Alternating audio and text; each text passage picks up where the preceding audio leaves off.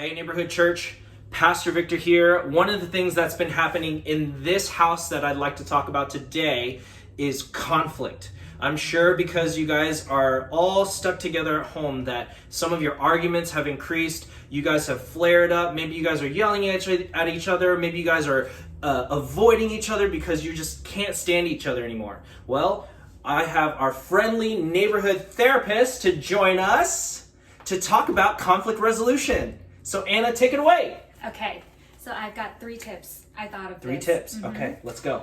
The first one is for everyone to be gentle with one another. Okay. So I'm sharing this with all my clients. I'm sharing this with my friends that this is a really crazy time. Okay. It totally makes sense, and it's really normal for all of us to be feeling anxious, a little bit on edge, maybe angry because of what's happening, or sad because of the things that people are missing out on.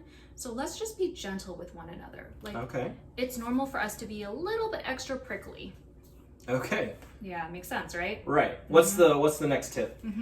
The other one is to remember that we're a team, okay? Like High School Musical, we're all in this together. Ah, very nice. I think that during times of crisis, the enemy really wants to come in and destroy. He wants to destroy relationships, to destroy families, to tear people apart.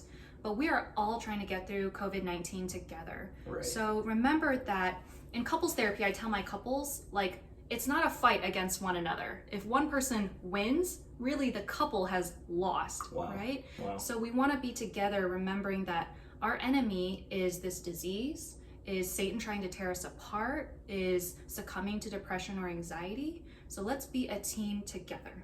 All right. I think we can do that. All right. What's the last tip to resolve some conflict or to avoid it? Well, I think if you're already trying to be gentle with one another and you're trying to actually be a team and work together, the last thing is just to actually take time to connect. Like I found, even though, I get the joy of being with him all day now at home, it doesn't necessarily mean that it's actually quality time. Yeah. So it's important to take some time every day to actually connect. Like, how are you actually feeling today? Something that we do in our life group is we share highs and lows. So what's like a high point of your day, a low point of your day, and then a prayer request. Wow. And so that gives a pretty good range of how somebody's day went, and it also helps to actually have quality moments to connect with one another. Right. So we can actually see how we're feeling. Maybe we are feeling anxious, or maybe we're like, this has been super great. But then you have a temperature gauge of how to kind of interact with that person and be more empathetic or be more kind and gracious.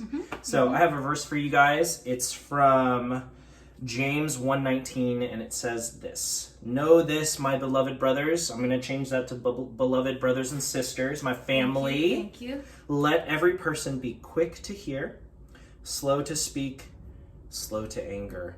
And I think that's really important for us because we can get triggered so quickly these days because we're all on edge. We're all trying to figure out what to do. Yeah. But when we take a moment to slow down, quick to hear, when we're more about listening to the other person, when we are slow to speak, to hold our tongue and think more, I think that's going to help resolve some of that conflict and help kind of like prevent some of that conflict that might be happening at home.